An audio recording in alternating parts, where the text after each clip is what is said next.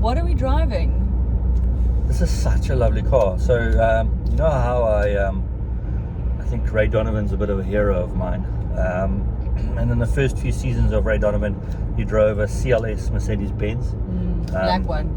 It's so cool, like, and it suited the show so well. So he was this kind of problem solver for the rich and famous. You know, rocked up, took a baseball bat out the boot, and problem solved. And then in later seasons, in the last few seasons, they gave him, I think it was a Cadillac or something, but which obviously it suited the American audience, but I don't know, it took away some of his presence. Anyway, long story short is, I think this is the car that he should have got into next. This is a E53 Coupé.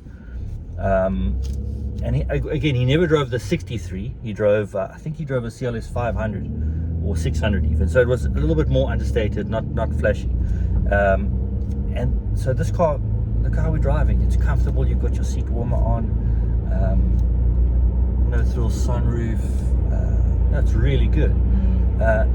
And yet it does have a very convincing dual personality, but like you. It's got a bit cold in here. Yeah. Pump up my bum seat. Yeah. So what are the pros? The pros, I think it looks fantastic. It's obviously 2 doors, so you lose a bit of practicality, but there is actually decent legroom in the back. The kids have been relatively comfortable back there.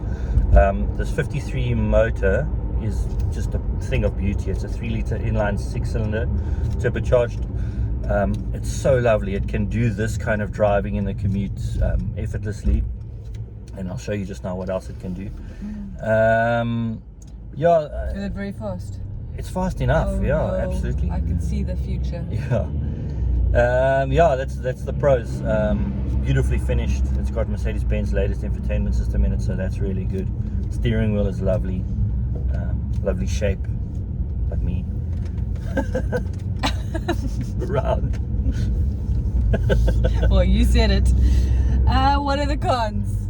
The cons are that it's this segment is under so much pressure already from SUVs. No one buys these cars anymore, an E-Class, especially not an E-Class Coupé. So that could be a pro as well, because it's now quite a special car. I mean, you don't see them around. And also, quite interestingly, Mercedes-Benz this week just launched its new EQ range of all-electric cars. So that's where the brand is going. So you do get an EQ-E, which is this kind of shape, which will also look spectacular, but again, it's electric, so there's no exhaust note. So yeah, so a con in that is this car is pretty endangered.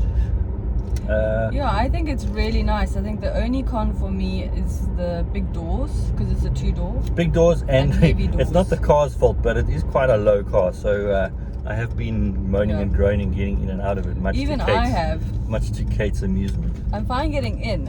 It's more tricky getting out. Yeah. What are the competitors?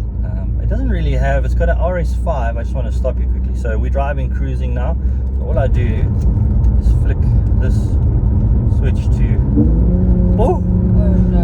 Sport Plus. There we go. Okay, I need to hold on. Listen to that though. I'm not going yet. I need to be. I'm not going yet, but listen to that. Like, it's amazing.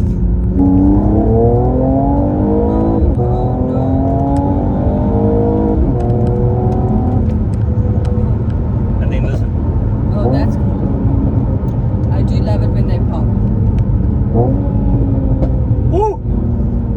Fantastic. The other pro is that it's 4-wheel drive. It's got full motion, so I should have told you that before we did it. But it's pretty secure on the road. So how do you replicate that in an electric car? No, you can't. No, that sound is I do love the popping. Competitors, Audi RS5, maybe. Does it pop? It'll probably pop. You can make it pop.